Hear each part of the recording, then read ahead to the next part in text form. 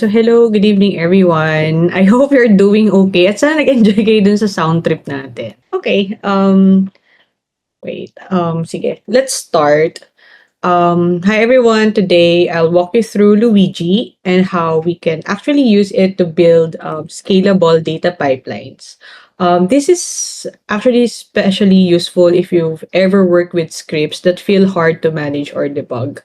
So, just a disclaimer, by the way, this is actually meant for beginners. Kaya kung medyo may idea na kayo on how data pipelines are currently working, about Python or whatnot, siguro we'll probably have a separate session for those who are in advanced Python or in advanced data engineering, but this is for the beginners. So, um, my name is Nina Comilla. So, I am the data engineering lead at eCloud Valley. Yan, and part of Data Engineering Pilipinas. I mainly work on AWS-based data pipelines, Snowflake, and analytics solution. And today, I'll be focusing on making Luigi easy to understand, especially for the beginners. So, just a quick, trick lang. Si Luigi naman talaga is inspired by the game Mario or the character of Luigi. So, pag nakita niyo yung documentation ni Luigi sa Chrome or sa Google, you will see that you will see the data pipelines or the pipelines that na makikita nyo dun sa game na Super Mario. Yan. So, kaya ginamit ko na itong deck na to. Yan. So, about Luigi, it's actually a Python-based workflow orchestration framework. It is created by Spotify and it handles dependency resolution, workflow, and workflow scheduling and task execution tracking. So, before Luigi, many pipelines are just scripts. Okay, so isabihin ang dami daw nating code. Tapos, they are being run manually or scheduled via cron. So, this becomes hard to maintain kasi when pipelines grow, ibig sabihin, mas dumadami yung script na irarun mo manually. And yun yung ayaw nating mangyari eh. So, what we wanted to do is to somehow orchestrate and automate them. Now, ngayon, ang ginawa ni Spotify, they created Luigi and Luigi helped solve that by managing dependencies and execution automatically. Now, after it was used by Spotify, it is already widely used for batch data pipelines. So please do take note that this is for batch data pipelines, not for real-time streaming. And think of Luigi as something that connects your pipeline steps together. Diba? So, ibig sabihin, there are certain steps that has to be done first before the entire process is being done. Now, how Luigi thinks. So, una, we have task, which is the unit of work, and then target, which is your output file. It could be a file, it could be a DB table, or an S3 object. And then you have the parameter, or the input and configuration, the requires, or your dependencies, run, the execution logic, and the output, which is the completion check. So, let's simplify it, kasi medyo, technical pa rin. So, yung task, yan yung step lang talaga. So, example, sa data engineering, it would be your ETL. So, yung step na extract, transform, and load. So, sa isang basic Luigi pipeline, if we're going to talk about it, then definitely there would be 3 tasks or just 3 steps, which is yung extract, transform, or load niyo. Now, yung target niya is the output naman. So, ano ba yung gusto nating mangyari sa kanya? Would we like it to be printed in a certain file? Or would we like it to be loaded into a table? So, yun yun. Now, Luigi checks, does the output already exist? Yun yung palagi niyang tanong sa sarili niya. So, nandito na ba yung output? Kasi kung wala pa, then, it will run the task. Kapag nandyan naman yung output, it will skip. So later, I will show you how it looks like when we run the code. So key line dito or yung key principle natin dito is if the output exists, the task is complete. So Luigi is output driven, not just a step driven. So what does it mean? 'Di ba normally sa isang regular pipeline, like example, if you're using or you're familiar with AWS Glue, meron dong iba't ibang step like yung extract, transform, and load. Ngayon, pag ni-run niyo yung pipeline na yon, hindi niya titignan yung output. Ang titignan niya is nagawa na ba yung extract. Kasi kapag nagawa na extract, then I will proceed to transform. And then kapag nagawa na yung transform, then I will proceed to load. Si Luigi, ang una niyang tinitignan is meron na bang output, meron na bang table, meron na bang file. Kasi kapag meron na, wala na tayong gagawin. So, ganun siya. Now, yung Luigi execution model natin, it builds a directed acyclic graph or the DAG and then executes tasks based on dependency satisfaction, output existence. So, yung una natin dyan would be request the final task, resolve dependencies recursively, and execute missing tasks only. So, when you run Luigi, you don't run everything manually. So, parang kanina yung example ko dun sa AWS, no? You just look at the final output and then Luigi figures out all the dependencies automatically. So, kapag nakita niya na wala pa yung output dun sa ina-expect nating output, then hahanapin niya ano ba yung mga steps na kailangan para makreate yung output. Ganun siya. So, analogy lang natin dito is parang you're like building a house. So, you don't install the roof first. You follow the dependencies. Diba? So, ang gusto natin, parang tayo, may bahay na ba sa lote ko? So, ngayon, kapag nakita mo na wala pang bahay dun sa lote mo, ano yung una mong gagawin? So, yung sahig, pangalawa would be yung mga poste, or yung pader, and then pinakahuli is yung roof. Kaya, makakabuo ka ng bahay. So, ganun si Luigi. So, this is your typical pipeline. So, it's from raw, clean, and aggregated. So, yung step 1 natin is definitely you extract the data. It could be from any form of source, which is your table, you have the API or the CSV. And then afterwards is you transform, clean, and normalize it. And then third would be load to the data warehouse or to your S3 or pwedeng sa blob storage if you're using Azure. And then, optional natin dito is you can have your machine learning.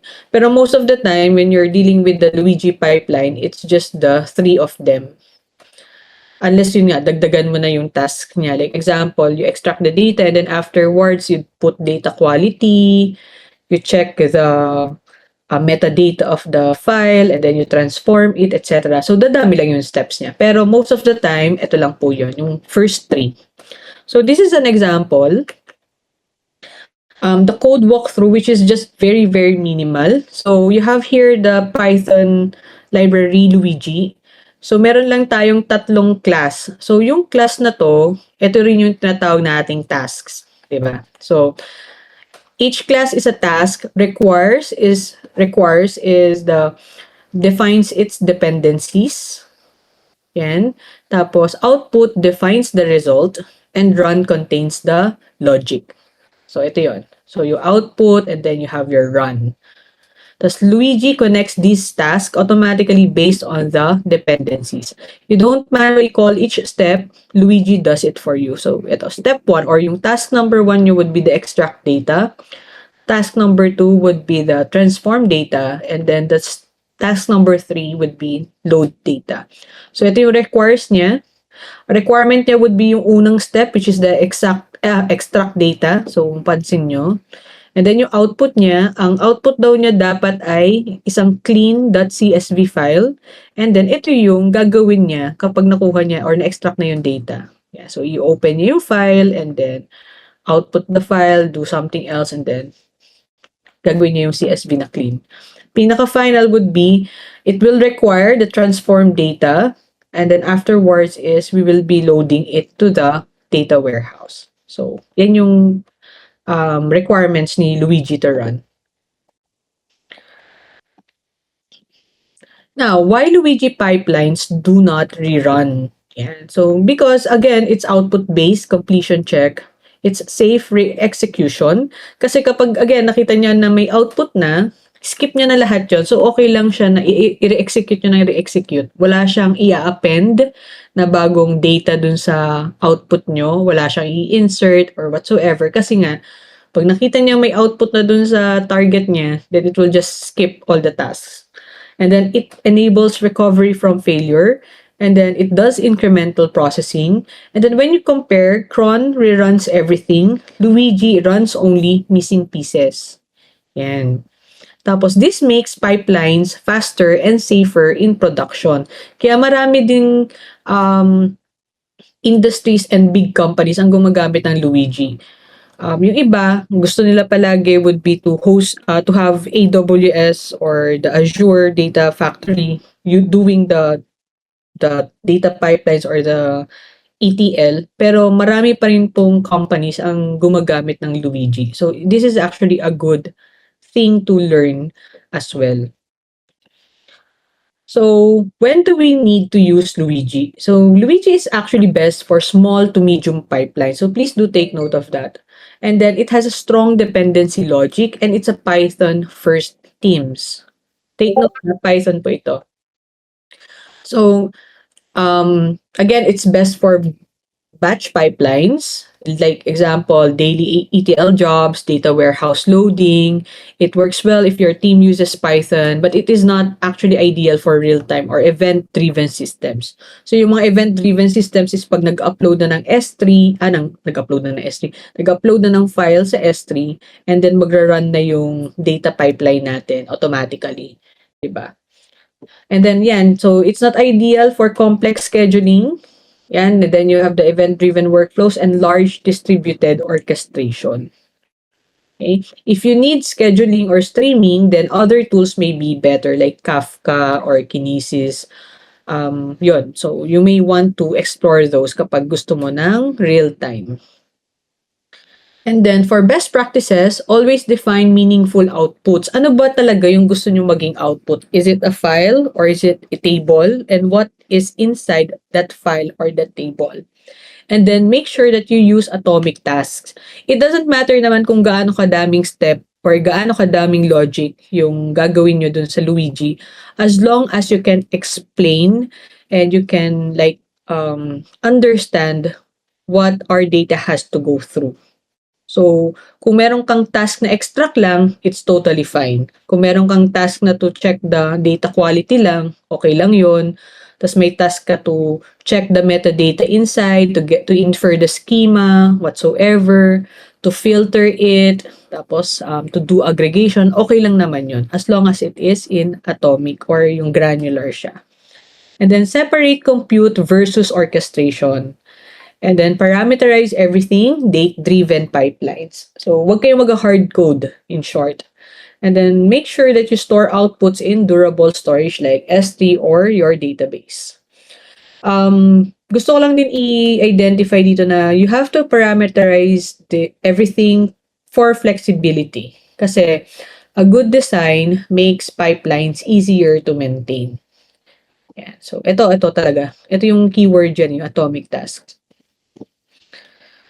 And so, key takeaways lang natin dito would be to, Luigi is actually simple, but it is powerful orchestration.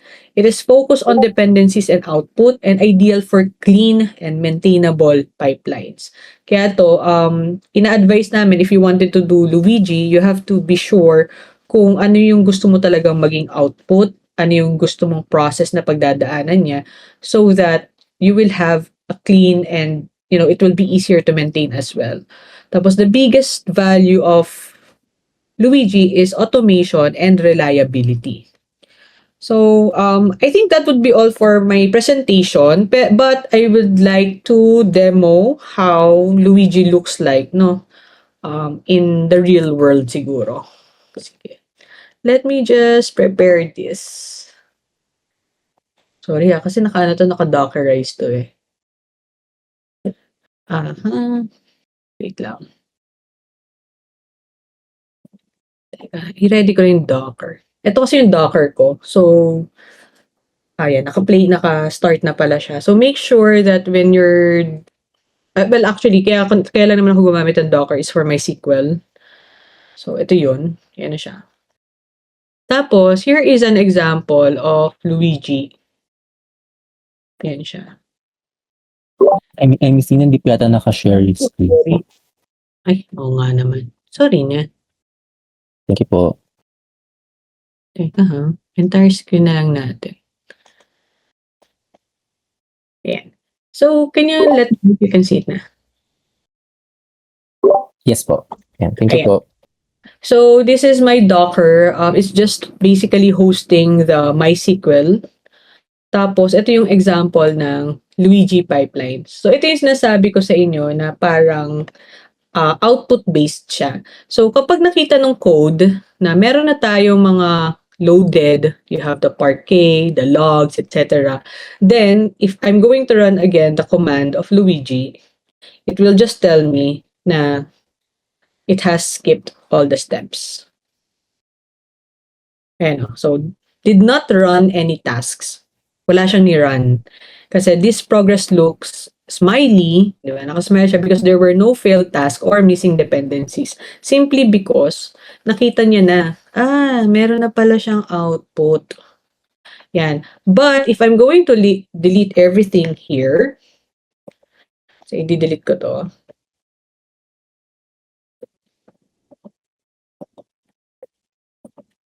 Yan. So delete ko na rin to kasi ito yung marker niya eh. Walang safe. Sorry. Let me just pull up the... Teka, nasan na yun? Wait, nahanap ko lang siya. Ito pala. Nasa akin pala siya. Yeah, so ito kasi yung ano niya, yung visualizer niya, no? It's hosted in my local. Yan. So kung mapapansin nyo, nag-run ako kanina ng Luigi, isa lang yung task na makikita nyo, which is yung load all. Pero wala siyang ibibigay sa inyong details, whether it's successful or whatsoever, running, failed task. Kasi wala naman siya talaga ni run. Nag-skip lang siya dahil nga nakita niya na yung ating output. Now, if you notice, this is MySQL workbench.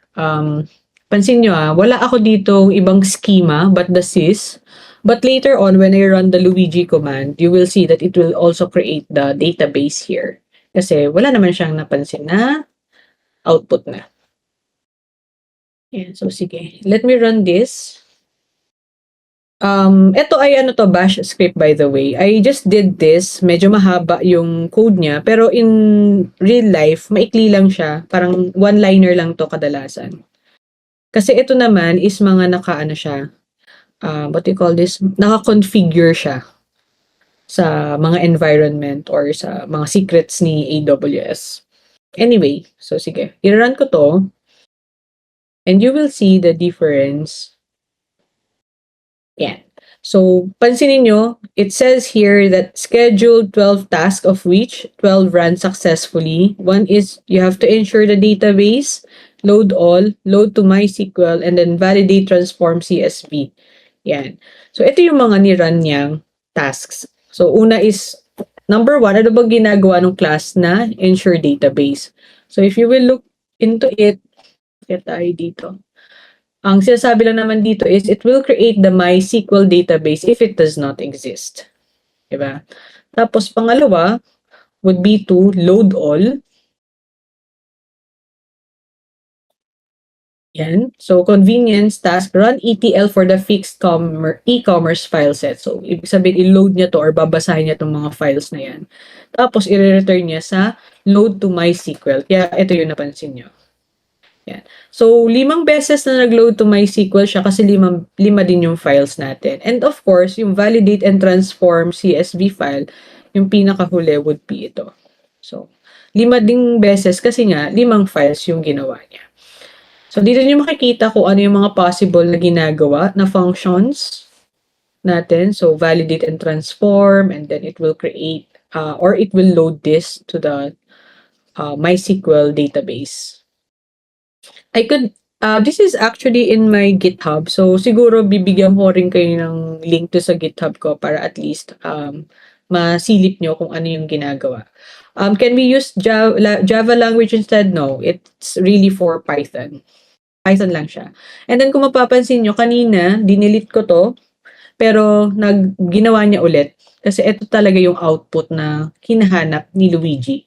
So, if I'm going to run this again, the same command, it will give us again the same, it will tell us that it has skipped the steps, did not run any task kasi nga, nag-e-exist na to sa loob ng ating S3 or ng database. Yan. So, meron na siya. Sorry, nahihirapan ako sa mouse ko. Bibili na nga ako. Charot ang bago. Anyway, eto siya. So, kung i-refresh yung database, yan, meron na tayong e-commerce. So, you can already select here your files or your data. Select asterisk. Yan, you can run that there. Yun po. So, basically, that is Luigi. And if you're going to look at its visualizer, same then, it will show you a different thing, which is, papakita niya na 12 or, ayan. 12 na yung lumabas. Yan.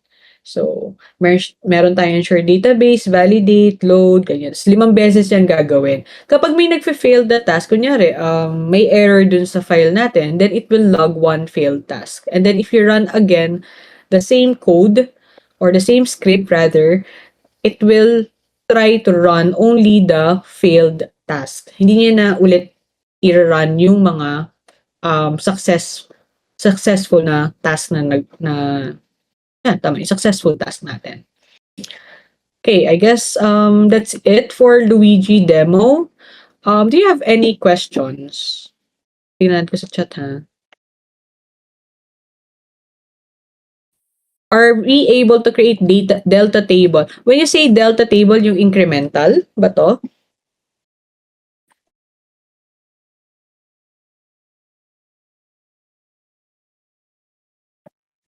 Sino po yung nagtanong? Incremental ba yung meaning mo? If it's the incremental, yes. So, yung mga upsert, yan, mga ganon. Yes, it can. You just have to put it in the code itself.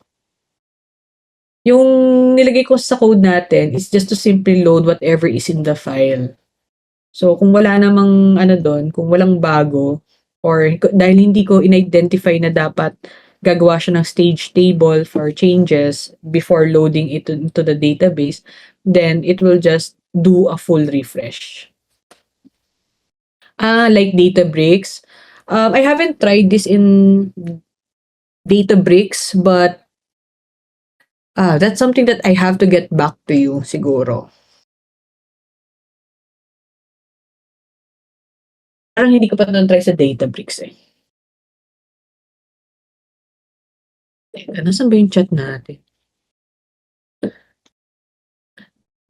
If this is your source, di ba, yung iceberg mo or ito yung target, then definitely yes. As long as it's a source and your target. What minimum infrastructure is required for this? You need your own server. So if you're going to put it in AWS, you need an EC2 to host the code. Pwede rin to sa laptop nyo. Yan. So, kung meron kayong mga small sari-sari stores na gusto nyong gamitan ng, di ba, ng data engineering pag-practicean nyo, then you can do this in your Mac. Sa amin kasi nung nasa production kami, we have the codes in EC2, so nagbabash script or nagli-Linux scripts kami.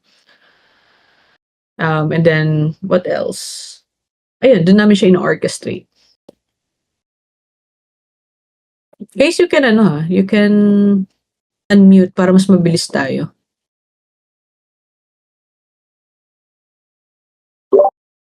Guys, if you want to ask questions, please raise your hand na lang and I'll put you on stage. So, thank you. Yes. Magkaka-anxiety ako dun sa typing. Charot. Ayan. Have you used Luigi with DBT? No, not yet po. Ang meron kami is Luigi and Jenkins pipelines. So, si Jenkins yung nag-run ng Luigi commands namin. I haven't tried it with DBT. I think it can also work with Airflow, but that's something that I haven't really tried. So, siguro good to explore. But we used Jenkins pipeline for running Luigi commands noon.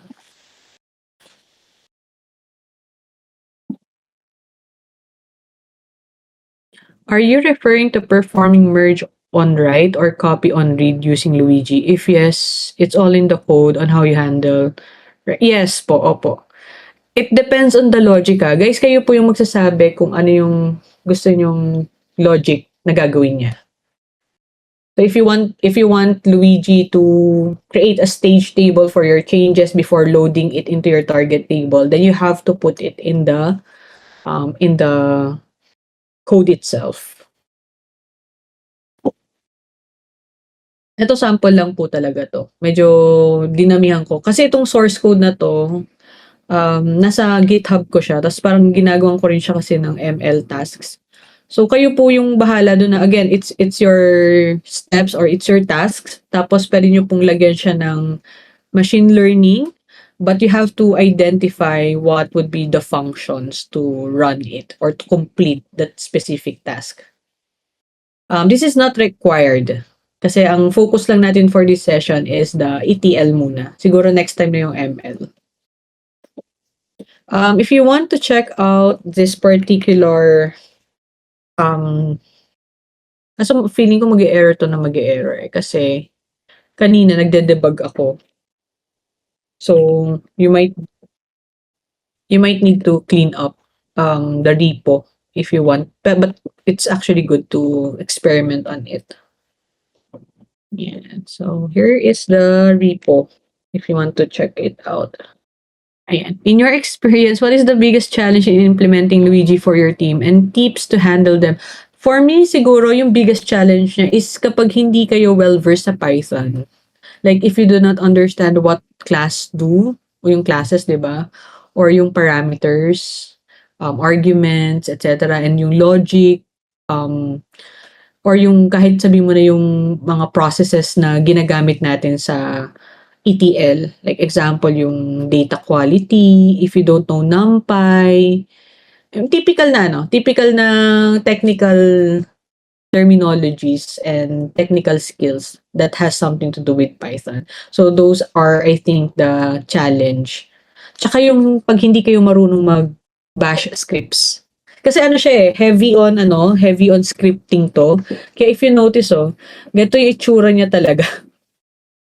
So if you're not really familiar with how or what this one means or these items mean, yan yung host, yung port, yung root, yan.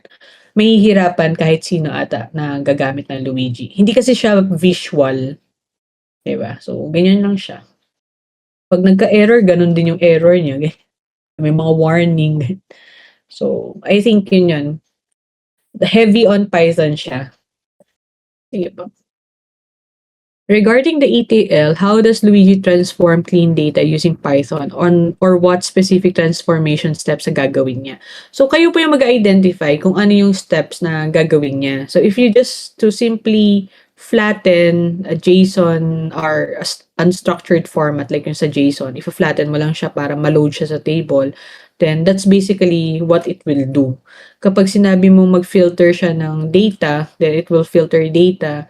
Kapag sinabi mo mag-aggregate siya, then it will aggregate. Kayo po talaga yung mag-identify what you want it to do. Katulad nito, meron akong normalized columns, but it doesn't mean na required siya sa lahat ng Luigi pipelines. Ito lang yung nilagay ko. This will be limited. What do you mean by this will be limited by the EC2? Sige, balikan mo ko dyan. So, may way po ba to visualize yung DAG dependencies? You can actually see it here, dun sa mismong Luigi task visualizer niya. Nasaan ba yun? Yan, andito naman siya. So, yung dependencies nga pala tanong mo, no? Ayan, so may kita mo siya dito sa mga upstream failure and upstream disabled. But most of the time kasi, ginagamitan talaga namin siya ng Luigi pipeline kasi dun mo makikita yung pagkakasunod-sunod niya talaga as in isang buong dependency niya. This will be limited by the EC2, right? Memory and RAM. I think so. Kahit ano naman ata na ETL pipeline will always be limited by the memory and RAM. And the capacity, the GPU. Yes. Kaya nga kailangan efficient yung pagkaka-design mo dun sa pipeline mo. Ito kasi katulad ko, ang ginagamit ko lang naman sa Mac na to is 16 gig of RAM. if I'm not mistaken. Like yung sobrang basic na na MacBook Air M2, MBA M2. Similar applications or competitors of Luigi. This is an orchestration tool. So I would say step functions. Siguro Airflow. Yan. By the way, maliit lang yung kailangan nitong talaga. Most of the time, basta batch file siya, batch file, tapos incremental, hindi niya masyadong kailangan ng malaking memory or RAM. Kadalasan kasi, even in serverless applications, gumagamit lang naman ng malaking RAM or memory or whatsoever kapag full reload. So if you're not doing a full reload, then I suppose it doesn't really need a huge memory or RAM. Unless siguro gagamitin mo ng machine learning na pagka-komplikado, then that would be something, I would say it is an outlier. But other than that, hindi naman. How does Luigi handle recovery? Kanina, diniscuss ko siya. When you say recovery, like, do you have missing file? Paano ang recovery? May nagkaroon ng problema? Nag-fail yung task? Instance shutdown. Okay. So again, pagka wala pa yung output, nakita niya, it will run the tasks. I would say, sabihin natin na nag-shutdown yung EC2 mo but you have the file in the S3. Ganun ba? Mhm. Guys, walang real time sa Luigi ha. Like what I've mentioned kanina doon sa presentation, it's not really the best option for real time. So I wouldn't say NiFi is a direct competitor. You can search for, let's say, orchestrator tools. Orchestrator po si Luigi ha, hindi po siya So orchestrator would be your step functions, Airflow, Luigi, your Jenkins, pipelines, yan. Yeah, I think I'm not familiar with Google, so maybe yung Composer would be. Why does Luigi? Well, that's something that I wanted to ask Spotify, but I think the reason why they wanted it is to save money. Kasi ito talaga yung una nilang ginamit when they were starting Spotify. So instead of running the whole job itself from start to end, they just wanted to make sure na may output muna, di ba? Bago nila scan yung pinakaumpisa. Parang tayo kapag nagde-debug tayo, 'di ba? Pag sinabi nila sira yung pipeline, you don't immediately restart the pipeline kaagad. You look at the logs first. Ano ba yung meron na? Ano ba yung may lumabas na ba sa table? Saan ba siya nagkaroon ng error, 'di ba? Parang gano'n. Output palagi yung titignan natin, which is yung logs before we press start. I don't know if you do that, but that's how I do maintaining pipelines. Siguro kaya pa ba natin, Yui, ng questions? Parang ang dami yung tanong, Sobrang Yes po, okay lang. Okay lang po, Miss Mia. Parang marami pong interested sa sa tool. Yeah. Like, baka may mga questions po sila. Naman oo. Alam niyo maganda siyang project kapagka meron kayong sari-sari store or you have your own family business. Gawin niyo siya, like gusto niyo mag-start ng data engineering, you wanted to be good in Python. Ano 'to ha, as in yung Python lang na native Python, then definitely Luigi is one of the best options. Tapos gumamit lang kayo ng Docker file para ma-host yung MySQL nyo, etc. Do we have a bash script? Meron po. Alam niyo yung mga usual na CAT? Cat, and then you put there the logs. Yes, meron naman po. Pero I don't think na you can create a Python script that reads Parquet or these log files, then definitely you will see it. Ang kadalasan naman ng laman ng logs natin is ito din eh. Yan, itong mga to. Ito yung makikita nyo na part ng logs. Ito siya. Yan. I'm not familiar with N8N. Task scheduling. Would you like to describe how N8N work. Sorry, I'm not familiar with N8N kasi. Ayan, thanks Sandy for answering. Yes, everything will be running in the CLI. Kaya po heavy on bash scripting siya. Like what I've mentioned earlier, kung ang mga ka-team members mo ay hindi marunong mag-Python, hindi marunong ng bash scripting, it will be very, very difficult. Kasi kahit yung once these codes are in the, let's say, in your server already, gagamit ka na rin dun ng bash scripting to view the file, like yung mga VI, then you will have cat, and then you will have the colon WQ, exclamation point, yung mga ganun, mga force save and quit. Kaya kung hindi talaga sila marunong nun, or hindi sila, or sila ay mga visual na tao, then I wouldn't suggest Luigi. Um, where do you save? Most likely this would be in an S3. Or kung open naman yung CloudWatch nyo, then you can have the CloudWatch as well. Pero kami, nagkikeep kami ng mga logs na to, you just put it in an S3. Ito rin, yung mga Parquet files, it's an S3. We save it in an S3 before we actually load it to um, the tables or in the database. Luigi is a lot more lighter and easier, or their data engineer on workshops.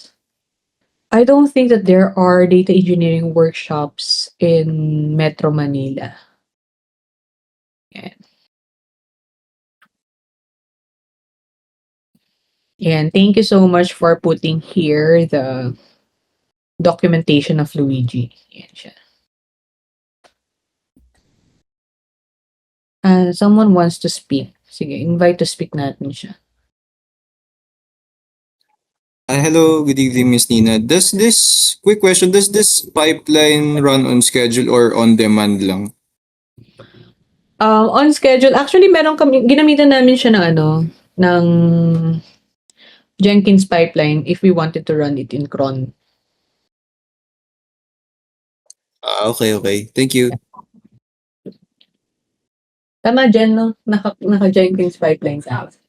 Nandyan yung yung lead data engineer namin. So, naka-Jenkins kami nun. Si Jenkins talaga yung nag-identify nung schedules namin. Kasi, kwentuhan ko lang kayo, yung client namin nun is global siya. So, meron kaming mga servers in different regions of AWS. And when you say different servers, meron siyang different time zones din. So, kailangan hindi sila nagsasabay-sabay. Kasi I think nagtitipid ata kami nun. Pag kasi nagsabay-sabay sila, may charge or malaki ata yung charge sa EC2. So, para lang hindi kami gumastos ng sobra-sobra, we would use scheduling and we used Jenkins pipeline for that. Yun. So, we have Event Bridge. Kaya nga mas more on siya, for small to medium types of pipelines. Wag niyo siyang susubukan sa mga large pipelines or complex pipelines na ang dami-daming dependencies para lang ma-reach yung final output. Kasi it will be very difficult to maintain. I haven't tried it with GitHub CI/CD. I haven't tried it. Iba kasi, by the way, iba yung Jenkins pipeline sa usual Jenkins na ginagamit natin to deploy codes. Iba yun alam ko eh. Teka ha, double check ko naman kung ano yung sinasabi ko dito. Joke.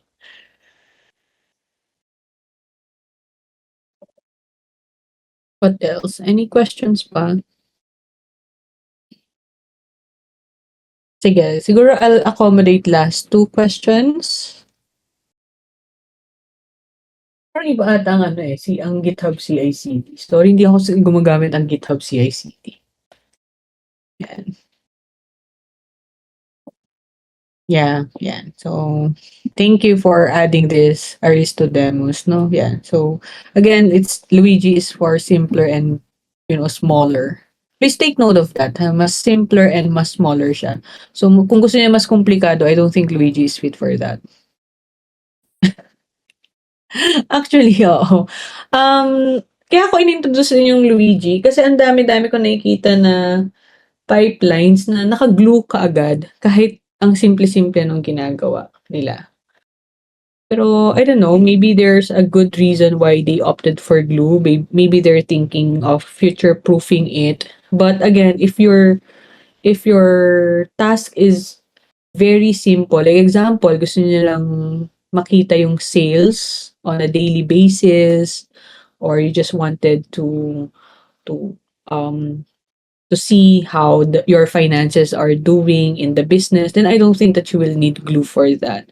Pero once it is more complicated than that, I would really suggest to use, something like Airflow whatsoever. Again huwag niyo siyang i-compare sa Airflow kasi si Airflow visual siya. Si Luigi is not visual. Kaya nga part siya talaga nung namin, concerns namin nun when we were using Luigi. Heavy on scripting siya talaga.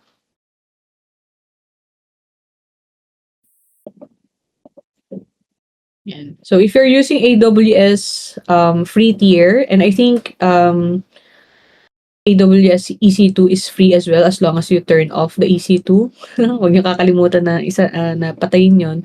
I think you can try and experiment with Luigi. So I guess that would be all for the questions. Thank you so much for attending this. Sana may natutunan kayo. Madami pong gumagamit ito ha. So isipin niyo si Spotify ginagamit pala to, no? So yeah. That's it. And thank you so much po, Miss Nina. Thank you so much din po sa mga lahat na umattend. If you have any questions, no, please feel free to reach out to Miss Nina sa LinkedIn. She also has a LinkedIn account. She voices out opinions there and mga technology stuff. So you can connect with her po. And then tomorrow then we have sessions for the AI study group by Sir Renzi. Mga same time around the evening din po. So feel free to attend din po tomorrow. And so have a great Saturday evening, everyone. So thank you so much for your time tonight. Thank you, Miss Nina. Thank you po. Thank you. See you again. Meron kaming pakulo next time with Snowflake. Abangan nyo. Charot. Bye-bye.